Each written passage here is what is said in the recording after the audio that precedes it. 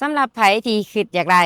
Toyota Revo เป็นสมาร์ทแคปตัวสูงเนาะคันนี้เข้ามาใหม่เด้องามๆเลยทุกคนออปชั่นเต็มเนาะมีกล่องมีจอให้ครบเบิดทุกอย่างเลยเด้อเป็นเกียร์กับปุก6สปีดเนาะประหยัดน้ำมันสุดๆเด้อตัวนี้ Eco Mode Power Mode เนาะแม็กเมืองยังเดิมๆมาจากโรงงานมาจากตัวรถเนาะโสมหนางามๆแบบนี้เลยตาฟืนตาไฟแจ่งๆแจ่มๆเลยเนาะทุกคนเนาะตัวนี้จะเป็นปี18เด้อคนเด้อคันนี้เนาะราคาก็บ่แพงอีกเนาะรถของเฮาอยู่ปากเซ่เด้อทุกคนเด้อผู้ใดมักก็ทักมาได้ที่เบอร์97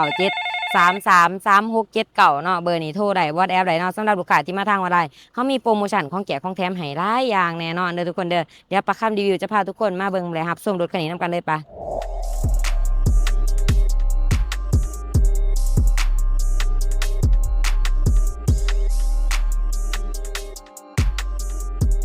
สวัสดีทั้งสองเอง JN แล้วคาโดล่าเมื่อนี้เฮาเอา Toyota Revo คันนี้มานำเสนอเนาะจะเป็นสมาร์ทแคปตัวสูงเด้อสามารถไขแคปได้สะดวกสบายเนาะเป็นเกียร์กับปุก6สปีดเด้อประหยัดน้ำมันเนาะออปชันเต็มเด้อกล่องจอครบเนาะคันนี้เนาะงามๆเลยเป็นปี2018เด้อทุกคนเด้อถ่าย18เนาะแม็กเมิกเดิมๆมาจากตัวรถมาจากโรงงานตาฟืนตาไฟถ่ายแจ่งๆแจ่มๆแบบนี้เลยกระดิกกระแจยางสกรัวเฮาก็มีให้ครบเนาะสำหรับราคาเต็มของคันนี้แม่น 575 ล้านกีบเนาะมาโอ้มาร่วมกันได้ใจสดใจผ่อนเป็นเดือนเป็นปีได้เนาะหรือว่าเอิ้นเป็นเงินบาทก็830,000เนาะประมาณนั้นเนาะ830,000บาทมาโอ้ร่วมกันได้เด้อผู้ใดมักก็ทักมาได้ที่เบอร์9733โต79หรือ2ต่างแฟนเพจเจนเลาข่าวรถเล่าใครมาเบิ่งทางในนำกันเนาะทางในงามๆหุ้มห่อบ่หนังสีดำแขบฝายสีแดงงามๆเลยเนาะกลมกลืนกันเลยลงตัวเลยเนาะนี่ขอบขางมันหุ้มห่อมาให้เบิดแหวนเฮาก็ปรับพับได้แบบนี้สะดวกสบายเนาะ นี่และมีลำโพงให้ทั้งเบื้องนี้แล้วก็ทั้งเบื้องสมาร์ตแคปเนาะสามารถไขแคปออกมาได้แบบนี้เลยสบายนี่เนาะลำโพงมีให้นำพร้อมเสียงดังฟังทุ่มข้างในของเฮากว้างๆสามารถนั่งหลายๆคนอยู่เนาะ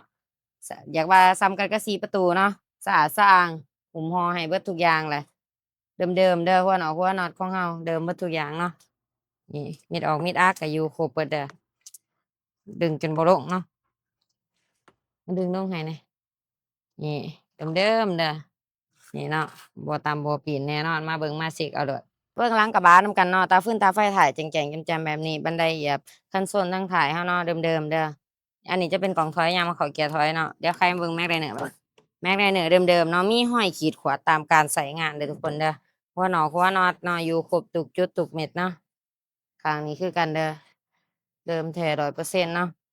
ยางสกรัวกะลิกระแจมีครบเด้อ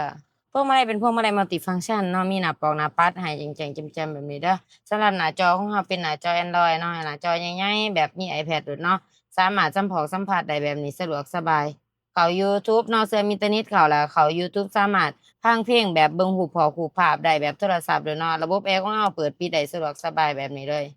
มักเย็นแรงเย็นคอยเปิดปิดได้ตามระดับเลยเนาะตัวนี้จะเป็นเกียร์กับปุก6สปีดเด้อมี6ตัวเลขเนาะมีกล่องถอยขึ้นมาในหน้าจอนำเวลาเราเข้าเกียร์ถอย เดี๋ยวจะเข้าให้เบิ่งนี่แจ้งๆเลยเนาะ Eco Mode Power Mode มีให้ครบเด้อประหยัดน้ำมันแล้วก็เพิ่มความไวได้ดีเบิ่งห้องจักห้องเครื่องฟังเสียงจักเสียงเครื่องนำกันเลยจักดีแอร์เย็นทรงล่างแหนนบ่หัวบ่ซึมบ่เป็นไอบ่เป็นควันเนาะหม้อฟืนหม้อไฟยังใหม่ๆแจ่มๆเด้บ่เป็นไอเป็นควันเด้อมาเบิ่งมาเช็กเอาเนาะหัวน็อตอยู่ครบเด้อตัว L เนาะตัว R ข้างนี้อยู่ครบเบิดเด้อฝากระป๋อกระโปรงเดิมๆมีโลโก้ Toyota อยู่ครบเบิดทุกอย่างเลยมาเบิ่งมาเช็กรถเฮาอยู่ปากเซ ฝากไปเตือนทุกท่านเด้อกับ Toyota Revo คันนี้เนาะเป็นสมาร์ทแคปตัวสูงเด้อทุกคนเด้อออปชันที่จะพาเบิ่งพาเก่าวเลยสำหรับราคาเต็มของคันนี้แม่น575 ล้านกีบเนาะหรือว่าเอิ้นเป็นเงินบาทแม่น830,000 บาทเนาะโอ้ร่วมก็ได้ใจสดใจผ่อนเป็นเดือนเป็นปีได้เนาะผ่อนได้ทุกสกุลเงินเดือนสำหรับลูกค้าท่านใดต้องการเอารถมาแลกมาเปลี่ยนมาเทิร์นกันก็ได้ติดต่อมาหาเราได้ที่เบอร์97333679เนาะเบอร์นี้เทิงโทรได้เทิง WhatsApp ได้เนาะทุกคน ผู้ใดมักก็ทักมาเด้อหรือจะทักมาทางแฟนเพจ JN ลาวข่าวรถลาวของเฮาก็ได้เนาะนี่งามๆโพรโมชันของแจกของแถมเฮามีให้หลากหลายอย่างแน่นอนเด้อตู้เย็นหรือตู้ซักผ้าเลือกได้1อย่างเนาะหม้อหุงข้าวหม้อแดงเลือกได้1อย่างมีเงินเติมน้ำมันให้เปลี่ยนน้ำมันของน้ำมันเครื่องให้ครบสุดเช็กให้เรียบร้อยเบิดเนาะติดขอบหูขอบตากันดิบกันสาดให้ครบเพื่อเอาไปขับไปขี่ได้สะดวกปลอดภัยเนาะขึ้นไปโอนซื้อให้น้ำพร้อมมีประกันภัยให้ครบเด้อทุกคนเด้อผู้ใดมักทักมาได้เบอร์นี้เทิงโทรเทิงแอปเนาะเอาขอขอบใจทุกคนที่รับชมบ๊ายบาย